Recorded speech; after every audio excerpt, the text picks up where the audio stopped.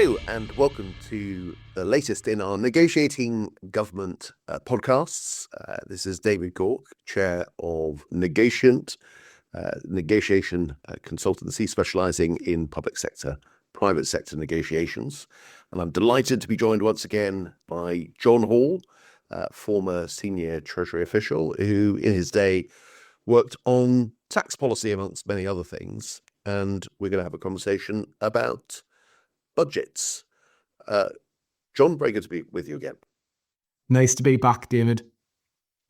Excellent. Right. What we're going to do today is three things. First of all, we are going to say a little bit about the choices facing Rachel Reeves in her budget on the 26th of November. But this is not going to be a sort of round of endless speculation as to what will or won't be in there, but we'll have a bit of a discussion about that. Secondly, we'll have a conversation about the budget process. So I saw a fair few budgets and my day autumn statements from the perspective of being a minister. John saw them from the perspective of being an official. And then finally, we're going to turn to the issue of what if you are, for example, in a sector that is likely to be hit by a budget measure, or indeed has been hit by a budget measure. If you've been hit with a tax on your particular sector, how do you go about, or you fear you're about to be, how do you go about, if you like, negotiating with the Treasury and trying to mitigate the damage, for example? And we'll try and bring some practical experience to that issue. When are the points that you would engage and so on? Because we are a negotiation consultancy and it might not look like a negotiation. In some respects, it isn't always a negotiation, but there are some negotiation points there to look out for. So let's start with our first area, John, and the budget coming up on the 26th of November. John, from your perspective, what are the big decisions that the Chancellor is going to have to make? What can we expect? This feels like it's one of those filling the black hole sort of budgets, David. That combination of two things. Firstly, Rachel Reeves has committed that cardinal sin of politicians that I think have been quite an unlucky Chancellor, that she inherited a fictitious fiscal position in which large cuts in employer national insurance before the election were funded by future spending cuts, which were never going to happen. The economy has not been kind to her since she got elected. But secondly, she's also made some very bad choices. And I think the original sin there was that Labour went into election not acknowledging the reality of the fiscal situation they were facing and ruling out changes to the big three taxes, which together bring in about 2/3 of revenue. This significantly constrained her options before she even started. I think last autumn in the budget, she announced very large increases in taxes, about 40 billion. But she announced even larger increases in public spending. And that meant that she'd left a margin on her self-proclaimed ironclad fiscal rules, which were tiny, less than 0.5% of income over 5 years. That is way less than the average forecast error. And as a result of that, we think for the second fiscal event, Rachel Reeves is going to be coming back to Parliament, needing to make either tax increases or spending cuts merely to return herself to the position that she was in before, something which is creating an enormous amount of uncertainty. Yeah, I think that must be right. And one option that really isn't available to her is just to borrow more. Fiscal rules are already pretty loose. And we know that there is some bond market nervousness. This is the point we record this. Actually, the bond markets have been a little bit more relaxed. Yields have fallen of late, but nonetheless, we know they're jittery, and we've had moments where the bond markets have turned against the government, and we are still paying an awful lot for our in-debt interest. We're not really in a position to allow that to increase. So I don't think she can borrow more. I agree with you. She's got choices between tax and spend, combination of the two, but even spending is a bit difficult because she's just done a comprehensive spending review. And also They've tried to do welfare cuts. I guess they'll have another go again at some point, but we know that Labour MPs aren't very enthusiastic about that, and they ran into difficulties. So tax is going to have to bear the great burden here, and we don't know as yet what the size of the black hole is, but we know it's going to be pretty hefty. Is it 20 billion? Is it 30 billion? And that's going to need to be filled in. Now, John, it seems to me there's a couple of points that she's going to have to decide upon in terms of her strategy on taxes.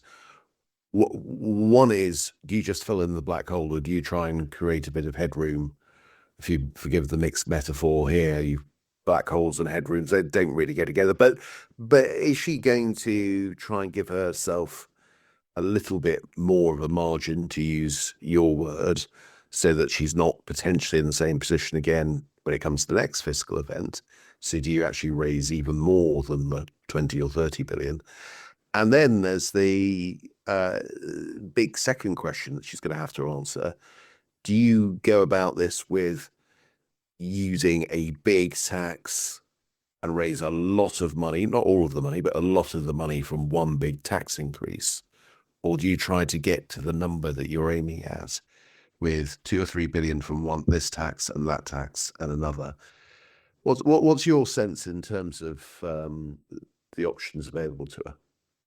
There's a lot to unpack there, David. I think, first of all, the most important thing for Rachel Reeves is she needs a credible budget. What's very interesting about the UK is we are paying the highest interest rate amongst the G7 economies. Or our fiscal fundamentals aren't that bad. We've got much smaller levels of debt than, for example, Japan. We've got lower budget deficits than the US or France, but we're paying the highest rates. And that suggests, firstly, we've got an inflation issue in the UK, but secondly, we've got a credibility, a fiscal policy issue. So I think it really is important that, as you say, Rachel Reeves doesn't make the bond markets think that she's got any intention of doing anything other than sticking to our fiscal rules. She's got to stay with that mast. I think the second aspect of that, and you see that in the fiscal challenge she's facing this time, on the current budget rules, she had a 10 billion margin. She's lost about half of that because market interest rates have increased since the March budget. And again, that comes down to the credibility of the UK's fiscal stance. Yes, we pay higher rates than Germany, which is very prudent, but we also pay a lot higher rates than Japan, who borrows an awful lot more than us. The other half of the 10 billion came from the reversal of welfare policies which she'd previously announced. As we all know, on winter fuel allowance and on disability benefits. So I think if Rachel Reeves can't demonstrate that both she's credible on fiscal stance overall, and that policy decisions she makes can't be credibly carried out, then she would be in problems, and she needs to think about both of those things very carefully.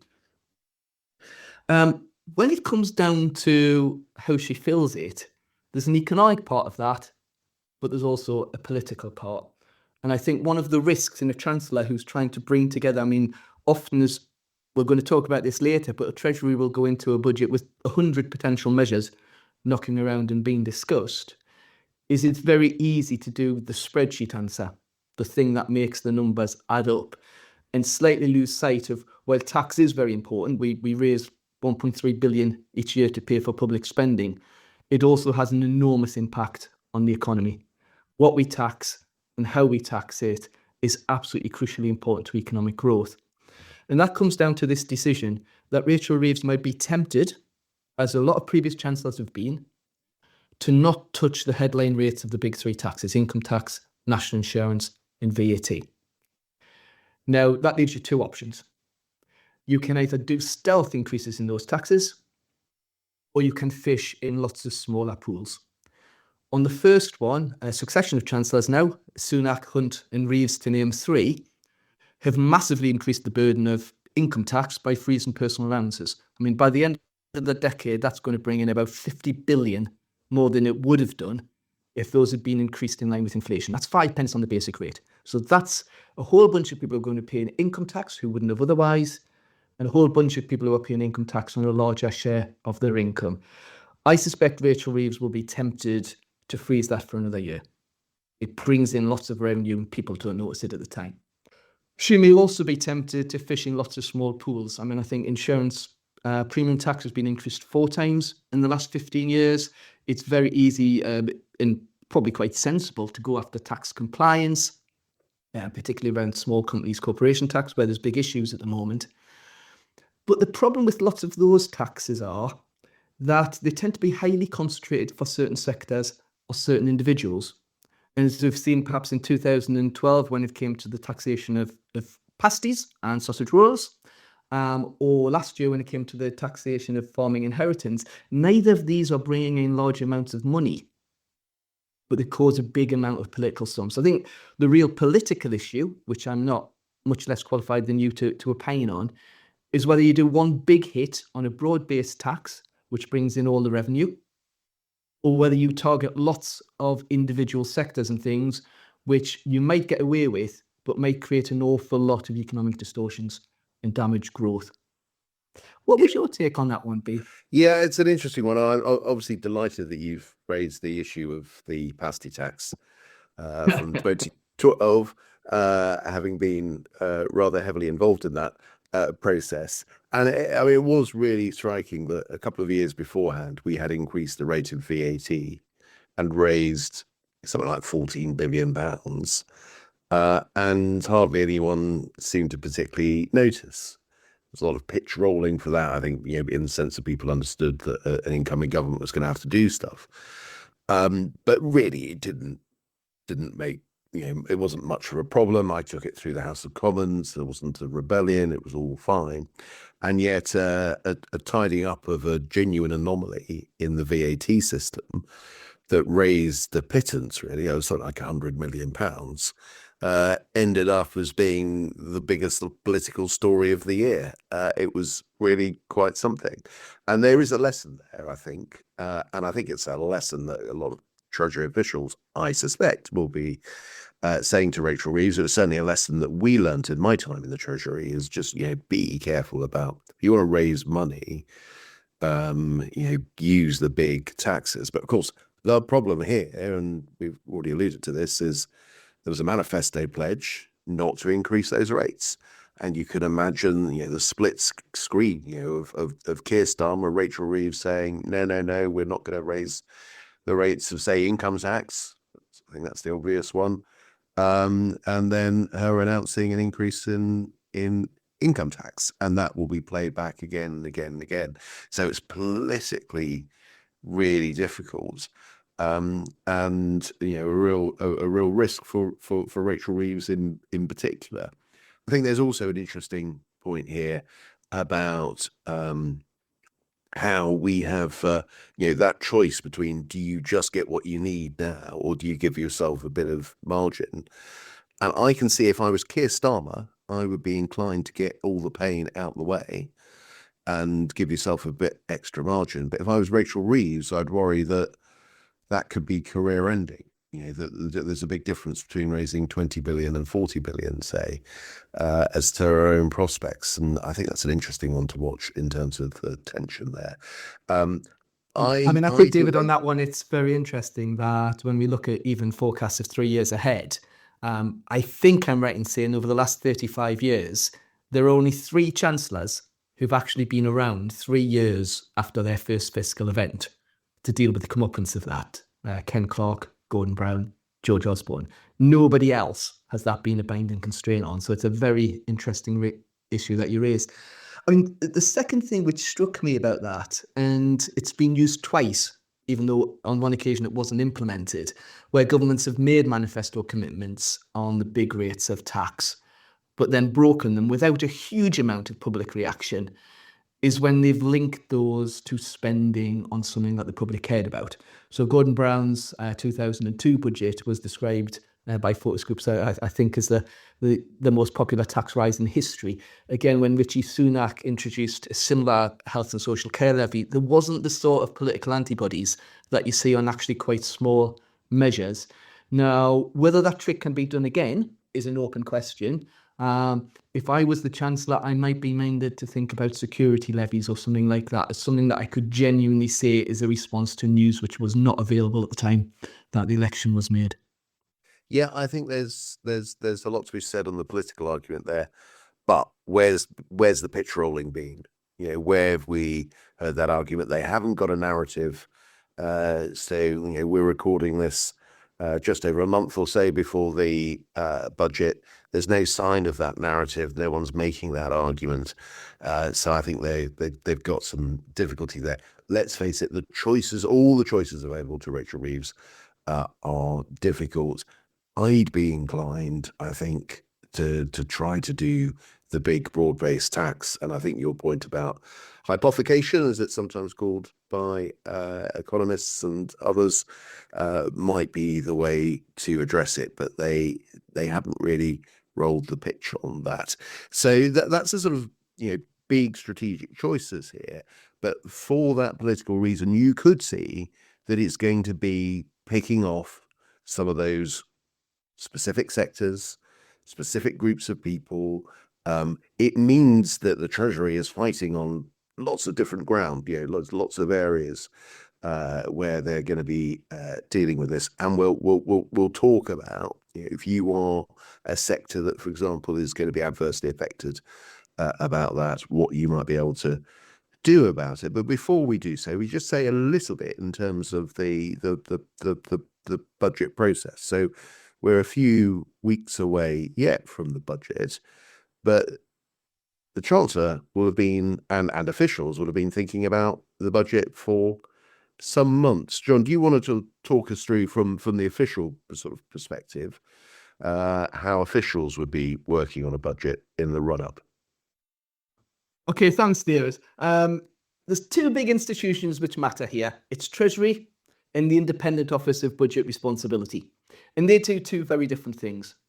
So the Office of Budget Responsibility's job is to say, if Rachel Reeves stands up on the 26th of November and says, I'm going to implement all the things I've already said and no further changes, I command this budget to the House, and then sits down, what would that mean for the fiscal stance, the amount that the government needs to borrow, and would that comply with the government's fiscal rules, which are set by the government? The OBR is the referee, not the rule setter. At the same time, within Treasury will be working up a bunch of possible budget measures, many dozens. It's a combination of ideas coming from ministers, ideas perhaps on compliance coming from HMRC, suggestions from other government departments, and packages which are being worked up by officials on behalf of ministers. And they would try and work out how much would this cost or how much would it raise? And would there be any behavioural responses of that? Now, over the 2-month process, there's about 6 rounds of iteration between Treasury and OBR. And the OBR's job is to produce that underlying forecast and to sign off that any policy costings from Treasury are reasonable and central. So at the end, it can announce on budget day that Rachel Reeves is compliant or not compliant with the fiscal rules that she set.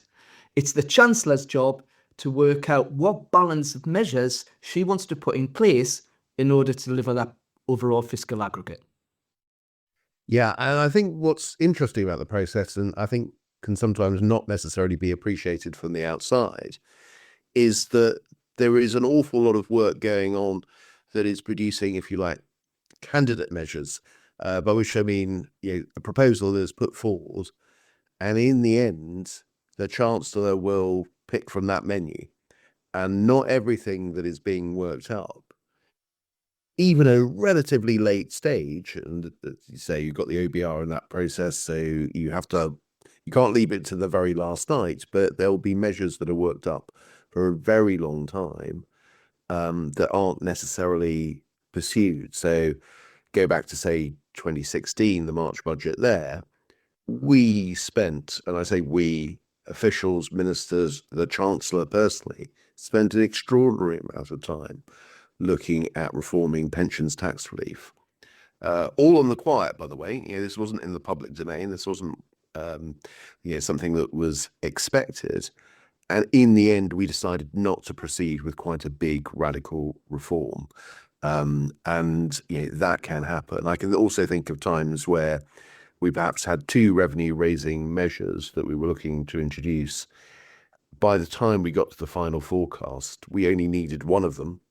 And then there was a question of, well, which one do we pursue and which one do we drop?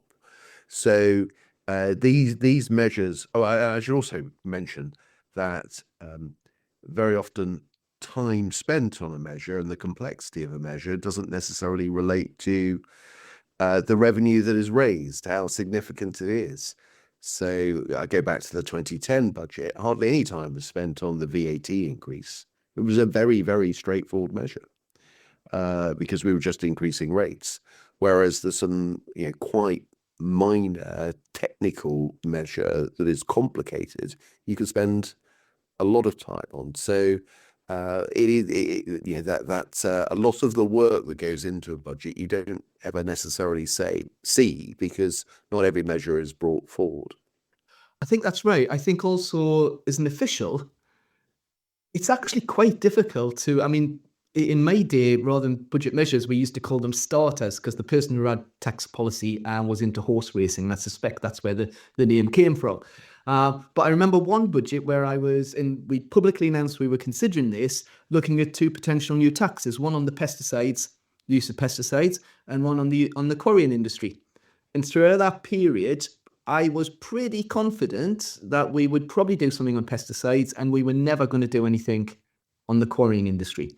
When it got to just before the budget, the Chancellor needed some money to fund a cut in employer national insurance and aggregate tax for the first time. I think this was about 3 days before the budget. I think that was the first time it actually moved onto the list of measures that were going to happen. So officials are all developing these measures and often engaging with the outside world. And like that I think the relevant and very talented junior minister at the time had complete confidence in which way the Chancellor was going to go. I mean, it's the classic line that Treasury officials use religiously with other government departments, which is that tax decisions are a matter for the Chancellor alone in the context of their overall budget judgment. And I think because nothing's agreed till it's all agreed, until the Chancellor's sitting there seeing how all the moving parts fit together, it's very hard to predict which of those things will definitely happen. Yeah, definitely true. There's a lesson there for officials and indeed junior ministers. Don't be complacent that something you think isn't going to be there is going to be there. More often than not, it was things being pulled at the last minute, in my experience. But I think that's definitely a point here. So that's where we've got to sort of on the day, but it's in the build up to the budget. But it sort of strikes me, and this is particularly relevant to if you've got an industry that's going to be affected by a tax measure, like we talk about quarrying there, John. The process doesn't end on budget day with the Chancellor standing up and making the statement, because you'll then very often, not always, but then very often in a period of consultation, there's a tax making process. I mean, we formalized it when I came into office in 2010, so that depending upon the measure, there's broadly 3 stages of consultation that once something has been announced in the budget, you might consult on the high level principles of a measure, then you might consult on a specific proposal, and then you might consult on the language contained in a future finance bill. And sometimes you might be able to concertina some of those stages, but very often that process would apply after the whole process going on before the budget, and so on. And maybe that brings us to the point of let's come back and assume that what Rachel Reeves is going to do is a bit of a pick and mix, what people in the Treasury describe as a sort of long scorecard, a long list of measures that contribute towards filling in that black hole. And some of those measures are really going to be quite sector specific. So let's start thinking about if you've got an industry that has been perhaps waxed by a new tax, or an increase in existing tax, or a new tax regime. How do you influence that we're not here as lobbyists, we're here as negotiation consultants. But how would you go about negotiating with the Treasury in those circumstances? When are your opportunities, and what are the arguments that you might be making? John, we want to have a stab at some of those questions. It's a very big question. And obviously, almost all my experience has been listening to the lobbyists. And as you will have known, ministers and officials in the run-up to budget can spend many hours each day listening to a succession of people from different industries making their cases. My first bit of advice would be, are you trying to block this, or are you trying to shape it? And a mistake that a lot of people come in is say, you shouldn't do the thing that you've just said you're going to do. That is almost 100% unsuccessful. And I would differentiate clearly for people thinking of doing this between the things you might say publicly in order to try and warn the government off that if you come after this sector, we're going to make it very, very hard for you. And we're going to make this very difficult and politically costly, and what you might do internally. Internally, I think you get much, when I think of people who've successfully done this in my experience, they were much better at acknowledging the thing the government was trying to do, and then saying, if you're going to do this damn stupid thing, don't do it in this damn stupid way. This is a better way in which you can deliver your objectives. And in a sense, they were doing that because that would be more effective for their firm or their sector, given the market conditions they faced in. I mean, one of the very few examples I saw of this done well, it was for a reform to air passenger duty, is before the relevant meeting with the financial secretary, there was full-page adverts in all national newspapers saying that the proposed reforms by the government were a disaster for passengers, not for the firm. Of the 12 meetings my team was supporting the financial secretary on that day, that was the one I made sure I went at. It shows how long ago it was, because I think for about 24 hours beforehand, the fax machine in the financial secretary's office was blocked by several tens of thousands of individually signed letters by passengers on this airline saying the government's proposals were a disaster, which gave the minister a real sense of being under siege when he got there. And when the relevant our younger listeners can look up what a fax machine is, and indeed what a newspaper is. What But there we go. it was. When it got to the meeting as well itself, that was virtually the only time I can remember the Labour firm coming in saying, I can see what you're trying to do, but if you try and do it this way, this is what's going to happen. Have you thought about structuring the tax reform in this direction? And as a result of that, the minister said, can we have a look at that? Now, that was not an instruction I got through any other lobbying activity. So putting those things together, know what you want to do, decide whether you're trying to block externally or shape internally, and help the government do something which is more in your interest if it really is going to do something.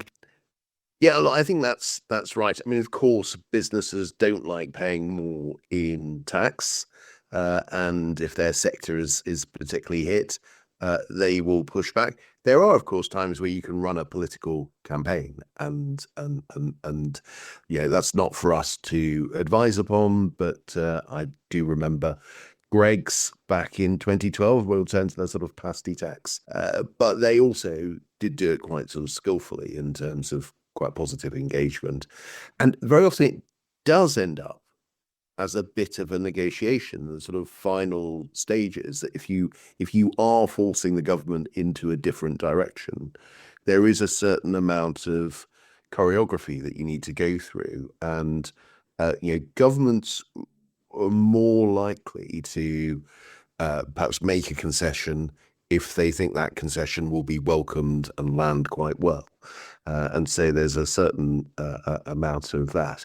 On the sort of flip side, if you don't push back on a tax increase on your sector, then, and I can think of this, you mentioned earlier, IPT, insurance premium tax, where we increased it and the industry didn't really say anything very much about it.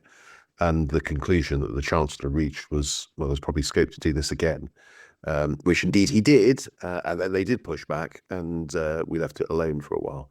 So it's worth bearing that in mind. And as I touched upon earlier, there are quite a few stages in terms of a process, and particularly when we're looking at more technical changes, this goes on. And of course, we have a budget every year. We have a finance bill every year. And so these things are ongoing. So one of the sectors that is often thought to be at risk of having a bigger tax burden following this budget is the banking sector. But if you look at certainly my time in the Treasury, banking taxes were reviewed on a very regular basis. There was bringing in the bank levy, there was reforming the bank levy, there was bringing in a bank surcharge and so on. And of course, that sector is well aware of it. But there's no such thing as a final settled position when it comes to tax. These things can be a kind of perpetual debate. But to some extent, if you are engaging with a negotiation you need to understand how the Treasury operates, where the power lies, what is the time of most influence, and when do you want to get your word in. And that's all very important. John, any other sort of words of advice or conclusions you would want to make on this? I mean, you raised two very interesting points there. I think, firstly, there is an element of negotiation on many of these tax reforms, but it won't feel like it to the outside world, because they want the junior minister to agree stuff, to do trade-offs, to give a decision by a certain amount of time. And because all these things can't be decided till the Chancellor finally does it, I think external people find it very frustrating. I mean, I certainly had letters of complaint went to ministers about my behaviour, because they said this official is clearly blocking it, he's clearly got a malign influence, and they didn't recognise that officials are merely creatures of ministers who are carrying out their will. The job of the junior minister is to sweat the details, to give the best possible advice to the Chancellor, so when the Chancellor is putting that package together, they can. So I think interpreting that silence is a really important thing for people to do. And the second thing you raised, which I think is very important, is ministers love things, in my experience, you may correct me, ministers love things, in my experience, when they get a good result. And if I think of the story I told there, where the minister went into a post-budget breakfast with various business leaders, some of which who'd I thought lobbied very poorly were ranting away, there was also some business leaders there who said, well, you said you were going to do that, but you listened when we engaged, and we're very happy with the thing you've done. That it goes back to your earlier point about pitch rolling for budgets, but it's also about getting ministers to a position which works for the economy and for industry just as much as it does for the public finances. Now, that's a very good point. I am reminded of the line that is very often put in a submission to the minister before going into a meeting. You will be in listening mode, which means that you don't give much away, but you will be in listening mode. And it leaves it to me to thank our listeners for being in listening mode to the most recent of, you see what I did there, to the most recent of our Negotiating Government podcasts. Thanks for listening. And if you find yourself in need of a negotiation with the Treasury, I hope you know where to go. Many thanks. Thank you, John. Thank you, everyone. Bye. Goodbye.